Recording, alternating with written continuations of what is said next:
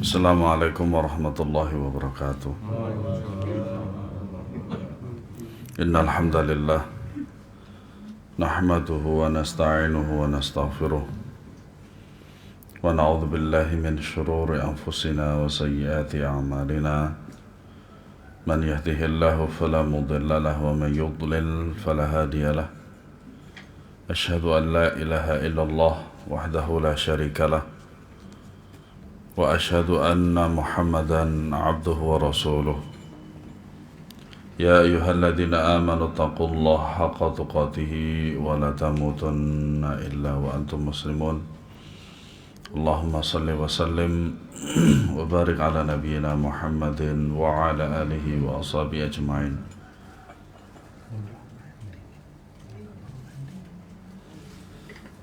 Allahumma salli wa sallim wa barik ala nabiyyina Muhammadin wa ala alihi wa ashabihi ajma'in. Ma'asyiral muslimin, a'azanallahu wa iyyakum. Melanjutkan bab terakhir dari bab ini sebelum kita masuk ke Kitabul Jami', yaitu bab tentang al-mudabbar wal mukatab wa ummul walad. Ini adalah istilah-istilah dalam budak. Adapun al-mudabbar berasal dari kata at-tadbir. Al-mudabbar maknanya adalah seorang budak yang kemerdekaannya tergantung kematian tuannya. Ya, jadi kalau misalkan tuannya dalam keadaan sakit dan kemudian dia dirawat oleh budak tersebut, nah kemudian sebelum matinya si majikan tersebut mengatakan, kalau aku mati engkau merdeka. Ya. Kemudian yang kedua adalah al-mukatab, yaitu seorang hamba sahaya atau budak yang sepakat dengan tuannya dalam menentukan harga pembebasan dirinya. Ya, adanya kesepakatan antara majikan dan seorang budak. Ya. Berapakah sekiranya jikalau dia merdeka harus membayar? Ya. Jika hamba tersebut memberi kepada tuannya harga tadi, maka dia pun merdeka. Nah, akad seperti ini disebut dengan mukatabah. Mukatabah.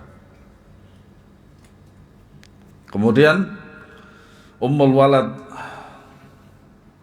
Ya, ummu itu adalah ibu, al-walad adalah anak-anak, ya. Maksudnya adalah hamba saya perempuan atau wanita yang melahirkan seorang anak dari hasil hubungan badan dengan tuannya. Dan itu dibolehkan dalam agama. Tetapi tujuan adanya agama itu adalah menghapuskan perbudakan. Hadis pertama dari bab ini, hadis yang ke-1225. An Jabirin radhiyallahu anhu anna rajulan minal ansari a'taqa ghulaman lahu an duburin lam yakun lahu malun ghairuhu fabalagha dhalika an-nabiy sallallahu alaihi wasallam faqala man yashtarihi minni fashtarahu Nu'aim bin Abdullah bi 800 dirhamin muttafaqun alaih. Wa fi lafdhin lil Bukhari fahtaja wa fi riwayatin lin Nasa'i wa kana alaihi daynun faba'ahu bi 800 dirhamin fa'atahu wa qala iqdi daynaka. Dari Jabir radhiyallahu anhu bahwasanya seorang laki-laki Ansar, berarti dari Madinah, ya, berencana memerdekakan seorang hamba sahaya miliknya apabila dia telah tiada atau nanti dia meninggal dunia. Sementara dia tidak mempunyai harta selain hamba sahaya itu. Lalu perkara itu dilaporkan atau sampai kepada Rasulullah Sallallahu Alaihi Wasallam, lalu beliau bersabda. Kemudian beliau bersabda, siapa yang mau membelinya dariku? Maka hamba tersebut dibeli oleh Nu'aim bin Abdullah. Namanya digelari dengan An-Naham atau An-Naham, Al-Qurashi Al-Adawi. Sahabat ini masuk Islam sejak awal dakwah namun menyembunyikan keislamannya. Ketika hendak hijrah, Bani Adi memintanya tetap tinggal walau agama apapun yang dia anut, sebab dia donatur para janda dan anak yatim Bani Adi. Yaitu kekuatan pengaruh daripada harta. Permintaan tersebut diterima hingga akhirnya dia berhijrah juga di tahun Hudaybiyah. Makanya ada miqat namanya Hudaybiyah, dan itu adalah untuk penduduk Mekah. Dia pun terbunuh dalam perang menaklukkan wilayah Syam, yakni pada masa pemerintahan Abu Bakar dan Umar radhiyallahu anhuma. Maka hamba tersebut dibeli oleh Nu'aim bin Abdullah dengan harga 800 dirham. Nah, waktu itu tentu saja 1 dirham itu banyak. 1 dinar aja banyak. Apalagi dirham, juga dirham. Dalam lafaz Bukhari tertera, tapi dia masih membutuhkan hamba sahaya itu, belum bisa dijual. Karena apa? Karena laki-laki Ansor tersebut masih membutuhkan atau keluarganya membutuhkan daripada hamba sahaya tersebut. Dalam riwayat An-Nasai tercantum dia mempunyai utang, lalu hamba itu pun dijual seharga 800 dirham, lalu uang tersebut diberikan kepadanya dan beliau bersabda, lunasi hutangmu. Hadis ini sahih, diriwayatkan oleh Al-Bukhari, Muslim, dan Nasai. Dan dalam tambahan dalam riwayatnya ada tambahan wa anfiq ala iyalika, dan infakkanlah kepada keluargamu.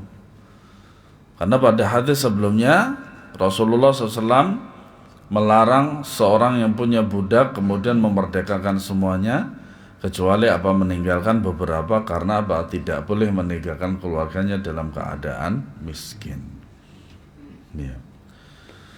Hadis ini merupakan dalil dibolehkannya tadbir, yaitu majikan berkata kepada budaknya, kamu merdeka setelah aku mati. Maka budak itu bebas setelah kematiannya. Tetapi dalam kisah di atas, Rasulullah SAW tegas membatalkan pembebasan itu karena dia tidak memiliki harta selain budak tersebut, sementara dia punya hutang yang harus dilunasinya. Nafsul mu'min mu'allaqun bidaini. Jiwa seorang muslim itu masih tergantung, kecuali setelah dibayarkan daripada hutangnya. Maka Nabi SAW membatalkannya lalu menjual budak tersebut seharga 800 dirham yang kemudian dibeli oleh Nu'aim bin Abdullah. Setelah itu Nabi SAW menyerahkan hasil penjualan dan menyuruhnya melunasi hutang. Apalagi jikalau budak itu satu-satunya hartanya. Ingat bahwasanya budak pada waktu itu merupakan harta. Karena memang cara mendapatkannya diantaranya adalah dengan dibeli. Faedah dari hadis ini yang pertama, bolehnya melakukan tadbir. Tapi dengan catatan itu, pertama keluarganya jangan ditanggalkan dengan keadaan miskin sehingga dia nanti atau mereka mau minta-minta. Kemudian jika punya hutang maka dijual saja, jangan dimerdekakan ya, sehingga nanti dia itu menghadap Allah, ya, tidak dengan ada tanggungan hutang. Karena apa? Karena hutang itu tanggungan manusia, bukan tanggungan Allah di dunia. Ya. Yang kedua, pentingnya masalah hutang, pelunasannya harus lebih didahulukan daripada memerdekakan budak, ya. Atau dalam waktu bersamaan, sebagaimana dalam hadis ini, dijual budak tersebut adalah untuk melunasi hutang. Nah, yang ketiga, disyariatkan bagi imam atau wakilnya untuk terus memperhatikan kemaslahatan rakyatnya. Ya, maka ini adalah apa? Kewajibannya pemerintah. Ya. Yang keempat, bolehnya menjual budak mudabbar jikalau ada kebutuhan seperti pembayaran hutang atau nafkah. Nah, itu. Kemudian hadis selanjutnya, wa an Amr bin Shu'aib an abihi an jaddihi an an-nabiy sallallahu alaihi wasallam qala al-mukatabu 'abdun ma baqiya alaihi min mukatabatihi dirhamun. Akhrajahu Abu Dawud bi isnadin hasan wa asluhu 'inda Ahmad wa thalathah wa sahhahahu al-Hakim. Dari Amr bin Shu'aib, dari ayahnya, dari kakeknya radhiyallahu anhu. Ini istimewa sekali.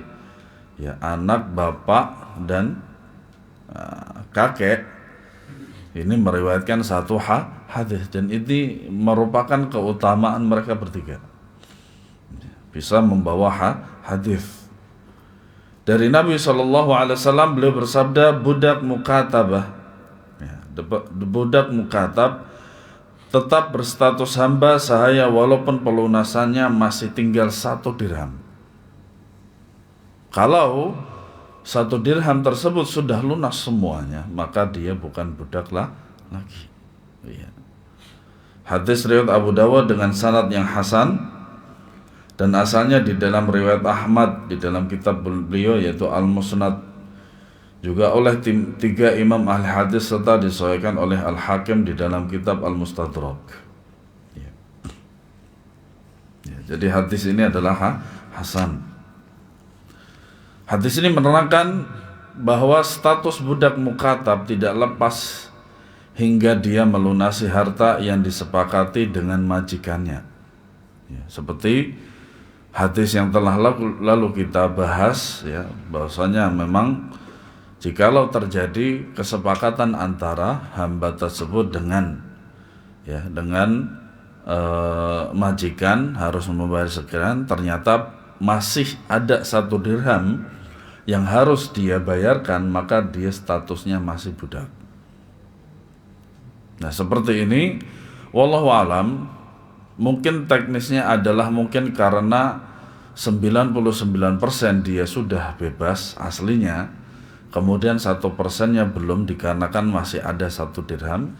Bisa jadi misalkan dalam 1 minggu dia bekerja itu, dia bekerjanya saat Senin sampai Jumat, atau mungkin 2 hari saja, dan seterusnya. Wallahu a'lam. Ya. Walau yang tersisa hanya 1 dirham, sebab seorang mukmin terikat dengan perjanjian yang telah disepakati, al-muslimuna ala syurutihim. Ya. Seorang muslim, orang-orang muslim itu sebagaimana syarat-syarat mereka. Ya.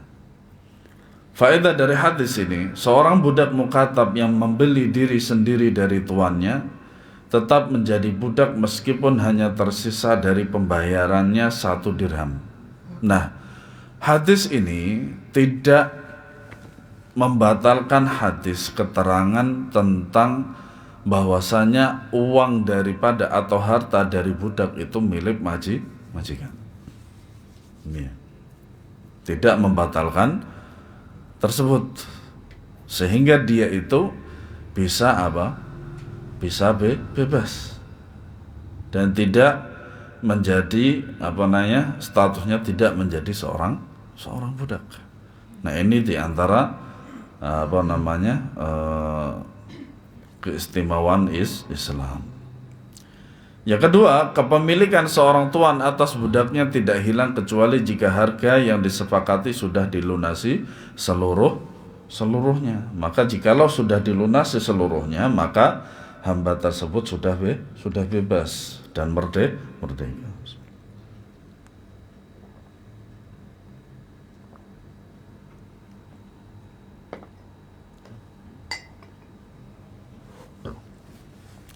Hadis selanjutnya, wa an Ummi Salamah radhiyallahu anha qalat, qala Rasulullah sallallahu alaihi wasallam, idza kana li ihdakunna mukatabun wa kana 'indahu yuaddi faltahtajib minhu.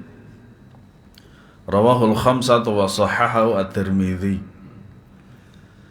Dari Ummu Salamah radhiyallahu anha, dia menuturkan, Rasulullah sallallahu alaihi wasallam bersabda, jika salah seorang dari kalian memiliki seorang mukatab yang masih bersamanya dan dalam proses pelunasan, hendaklah dia berhijab dari budak mukatab tersebut. Ya. Hadis riwayat 5 imam ahli hadis dan bahwa ia disahihkan oleh At-Tirmidzi. Ya. Tapi di sini dinilai oleh Syekh ini hadisnya dhaif. Hadisnya dhaif, tapi maknanya sahih. Ya, betapa banyak hadis-hadis yang dhaif secara riwayat tetapi maknanya sahih. Kenapa? Terkandung di dalamnya sebuah fikih yang memang sudah dibahas pada tempat lain dan merupakan dalil yang lain juga pada bab tersebut. Hadis ini menjelaskan bahwa hendaklah majikan wanita berhijab dari budak mukatabnya bila budak itu memiliki harta untuk melunasi harga yang disepakati. Ya. Yang kita tahu bahwasanya yang namanya majikan laki-laki itu bebas menjimai daripada budak perempuannya, dan belum sampai kepada kita tentang majikan perempuan terhadap budak laki-laki. Nah, maka kita menghukumnya sebagaimana seorang budak dengan seorang majikan yang bukan mahram. Karena ini bisa jadi ada kekhususan untuk majikan perempuan karena dia perempuan. Iya. Walau sebelum dilunasi statusnya masih budak, tetapi untuk kehati-hatian hendaklah dia berhijab darinya. Nah, ini dari segi makna sahih. Ya. Menurut At-Tirmidzi, ahli ilmu mengartikan hadis di atas sebagai sikap berhati-hati. Mereka berkata mukatab tersebut belum dikatakan merdeka walaupun memiliki hutang untuk menebus darinya, hingga dia memberikan uang tebusan tersebut kepada tuannya. Makanya apa? Ya, walaupun ini hadis dhaif, secara makna sahih yaitu adalah untuk kehati-hatian dari seorang majikan perempuan. Iya. Yang berhijab aja kadang ada fitnahnya. Ya.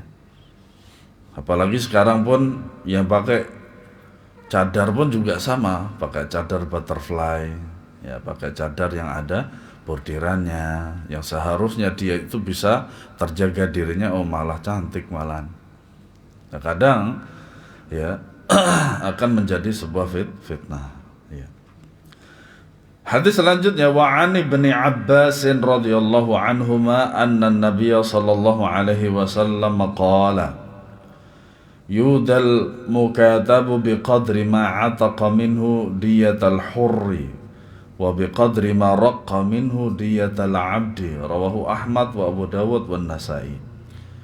Dari Ibnu Abbas radhiyallahu anhuma bahwasanya Rasulullah sallallahu alaihi wasallam bersabda, diat mukatab diberikan sesuai persentase kemerdekaannya dengan diat orang yang merdeka, dan ia sesuai persentase status budaknya dengan diat budak. Hadis ini sahih, diriwayatkan oleh Imam Ahmad, kemudian Abu Dawud, An-Nasai, dan ini lafaznya adalah milik Al-Imam Ahmad rahimahullahu ta'ala.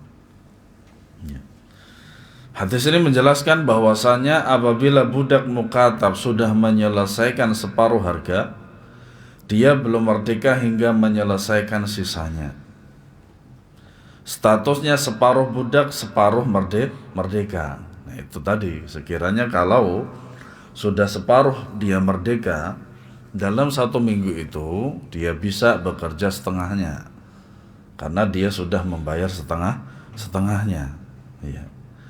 Kalau dia dibunuh atau dicederai, maka diatnya diserahkan dalam 2 bentuk. Pertama, kemerdekaannya, diberikan kepada dirinya sendiri, diat orang merdeka menurut persentase kemerdekaannya, yaitu entah itu diserahkan kepada dia sendiri adalah untuk berobat jikalau dia sakit, dicederai dan seterusnya. Nah, biasanya itu terikat. Terikatnya bagaimana? Jikalau dia cedera itu, terbunuh, ya, ketika bekerja dengan majikannya itu, maka tentu saja yang menanggung majikannya dan dia juga. Ya. Nah, kecuali jikalau yang dia kerjakan sehingga membahayakan dirinya sendiri, maka dia sendirilah yang menanggung, bukan majikannya. Kemudian yang kedua, diberikan kepada dirinya sendiri diat budak menurut persentase status budaknya. Itu sahih seperti tadi. Ya. Atau kita katakan dengan istilah kecelakaan kerja.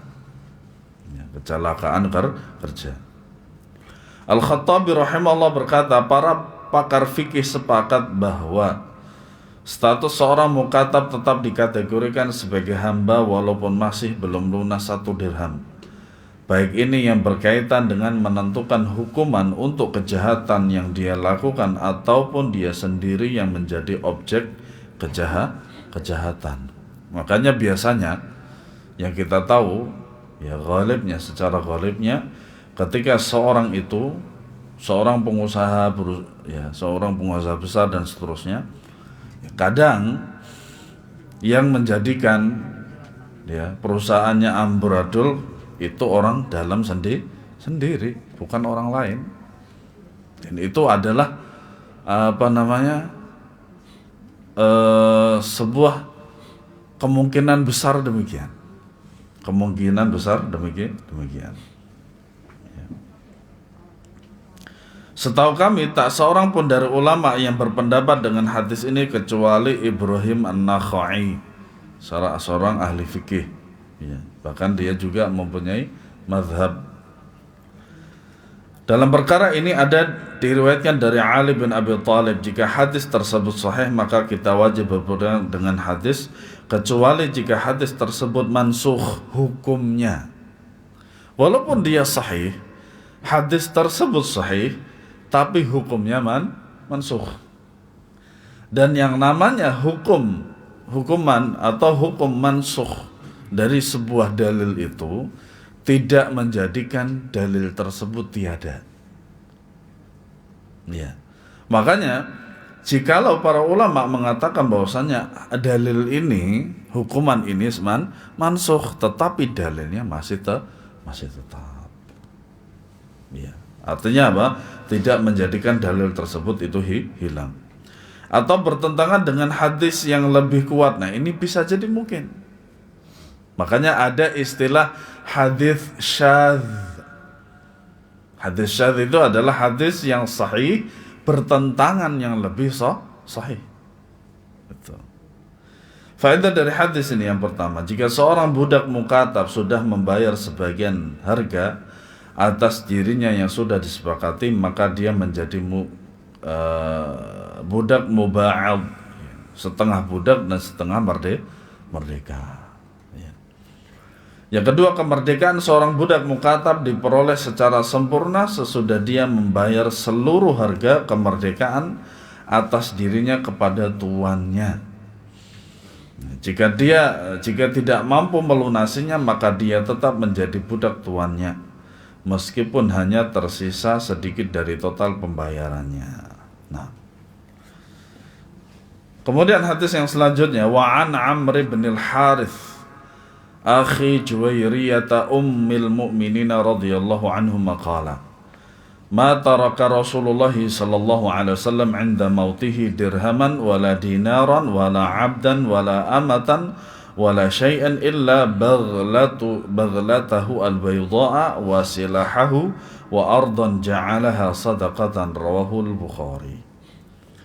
Dari Amr bin Al-Harith, saudara laki-laki Ummul Mukminin Juwairiyah radhiyallahu anha, dia berkata, ketika Rasulullah SAW wafat, beliau tidak meninggalkan dirham atau dinar atau hamba sahaya atau suatu apapun kecuali seekor bighal. Ya, bighal itu adalah kuda kecil. Apa ya? Campuran antara kuda dengan keledai. Oh, iya. Campuran kuda dan keledai. Bighal putih, senjata sebidang tanah yang telah beliau sedekahkan. Di redaksi awal di dalam hadis ini disebutkan beliau tidak meninggalkan apa? Dirham atau dinar, hamba sahaya atau sesuatu apapun. Ternyata beliau meninggalkan sesuatu yang lain, yaitu seekor bighal putih, senjata dan sebidang tanah yang telah beliau sedekahkan. Ya, artinya memang beliau sallallahu alaihi wasallam tidak meninggalkan keluarganya dalam keadaan miskin sehingga mereka nanti minta. Ya. Hadis ini menjelaskan kezuhudan Nabi sallallahu alaihi wasallam bahwa beliau tidak meninggalkan harta melimpah ruah untuk ahli waris beliau, termasuk budak laki-laki maupun budak wanita. Ya. Lalu bagaimana status Maryah Al-Qibtiyah?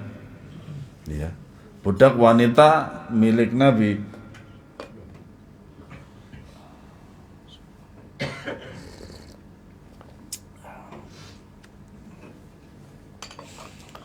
Seperti yang sudah diketahui bahwa Nabi SAW masih memiliki hamba sahaya wanita, yaitu Maryah Al-Qibtiyah, ibu dari Ibrahim, putra beliau yang wafat semasa hidupnya sallallahu alaihi wasallam. Makanya Nabi sallallahu alaihi wasallam itu sebenarnya punya anak laki-laki 3. Yang pertama Al-Qasim, Ibrahim dan Abdullah. Semuanya tidak ada. Ya, semuanya tidak ada. Ini mengingatkan saya dengan tetangga saya depan rumah di Nganjuk sana. Dia 5 kali si istri ini 5 kali melahirkan dan semuanya tiada. Setelah melahirkan 5 kali, beberapa bulan kemudian dia yang wafat. Nggak stres tuh kok suaminya. Ya. Nah, maka kita bersyukur apabila diberi anak, walaupun nakal, senakal apapun, walaupun kata sifat nakal itu tidak boleh disematkan kepada anak. Hilangkan N-nya. Karena apa? Karena anak kecil itu akalnya tidak sama dengan kita. Jangan disamakan. Itu. Nah, hadis di atas jelas menunjukkan bahwa Maryah ini merdeka dengan wafatnya Rasulullah SAW. Karena dia termasuk ummul walad. Hadis ini juga salah satu bukti bahwa Ummul Walad menjadi merdeka dengan kematian tuannya. Sebab itulah Ibnu Hajar mencantumkan hadis itu dalam bab ini. Dan hadis berikut menjelaskan secara gamblang tapi masih diperselisihkan secara marfu'nya kepada Nabi sallallahu alaihi wasallam. Faedah dari hadis ini, Nabi SAW sangat zuhud terhadap kehidupan dunia. Ya, tapi bukan berarti meninggalkan pekerjaan. Sebagian orang-orang sufi kan begitu. Ya, zuhud. Tapi zuhudnya salah, nggak kerja. Ya. Akhirnya apa? Istrinya ditinggalkan dan dia hanya mengharapkan belas kasihan daripada orang. Ini salah kaprah. Ya. Yang kedua, Nabi SAW ketika wafatnya tidak meninggalkan apa-apa kecuali baghlah, hasil perkawinan silang antara kuda dan keledai, warna putih, senjata dan tanah yang telah beliau sedekahkan. Ya. Ya, ketika Al-Hafidz Ibnu Hajar membawakan hadis ini guna menunjukkan bahwa ummul walad otomatis merdeka dengan kematian tuannya, otomatis untuk perempuan. Tapi kalau untuk laki-laki tidak. Ya. Hal ini berdasarkan fakta bahwa Nabi SAW wafat dalam kondisi meninggalkan seorang budak wanita, yaitu Maryah Al-Qibtiyah, ibunda anak beliau Ibrahim. Ya. Dan wanita ini pun menjadi merdeka setelah wafatnya Nabi. Akan tetapi pendalilan tersebut tidak jelas karena masih memiliki kemungkinan bahwa Nabi terlebih dahulu membebaskannya ketika masih hidup. Namanya bagus, Maria. Maria. Kemudian hadis yang selanjutnya, wa 'an Ibnu Abbas qala Rasulullah sallallahu alaihi wasallam, ayyuma amatin waladat min sayyidiha fahiya hurratun ba'da mautihi.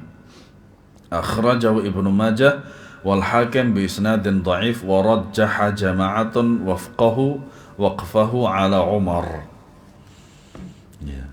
Dari Ibnu Abbas radhiyallahu anhuma dia berkata Rasulullah SAW pernah bersabda, hamba sahaya wanita mana saja yang melahirkan anak dari hasil hubungan dengan tuannya, secara otomatis dia merdeka setelah tuannya meninggal dunia. Ya. Hadis Ibnu Majah dan Al-Hakim dengan sanad yang dhaif. Sekelompok ulama merajihkan bahwa perkataan ini adalah ucapan Umar. Makanya hadis ini dhaif jiddan. Jadi ada kata dhaif, ada dhaif jiddan, adalah aslalahu, ada maudhu'. Ya. Mayoritas ulama menisbahkan ucapan di atas adalah kepada Umar ibnul Khattab. Idza waladat ummul walad min sayyidiha faqad ataqat wa in kana saqtan. Ya. Jika seorang budak wanita melahirkan anak dari benih majikannya, maka dia merdeka setelah kematian majikannya itu, walaupun saat itu dia mengalami keguguran. Ya. Jadi ini adalah apa? Perkataan siapa? Umar ibnul Khattab. Ya. Kemudian hadis yang terakhir dari bab ini, wa an Sahal bin Hunayf radhiyallahu anhu anna Rasulullah sallallahu alaihi wasallam qala man a'ana mujahidan fi sabilillahi aw ghariman fi usratihi aw mukataban fi raqabatihi adhallahu Allahu yawma la dhilla illa dhilluh. Rawahu Ahmad wa sahahahu Al-Hakim. Dari Sahal bin Hunayf radhiyallahu anhu bahwa Rasulullah sallallahu alaihi wasallam bersabda, barang siapa membantu mujahid fi sabilillah atau membantu orang yang terlilit hutang, yang berada dalam kesulitan, atau melunaskan budak mukatab yang masih belum terlunasi, maka niscaya Allah memberinya naungan pada hari yang saat tidak ada naungan selain naungannya. Hadis riwayat Ahmad disahihkan oleh Al-Hakim. Ya. Tapi hadis ini derajatnya adalah hadisnya dhaif. Ya. Pada sanadnya terdapat perawi namanya Abdullah bin Sahal bin Hunayf.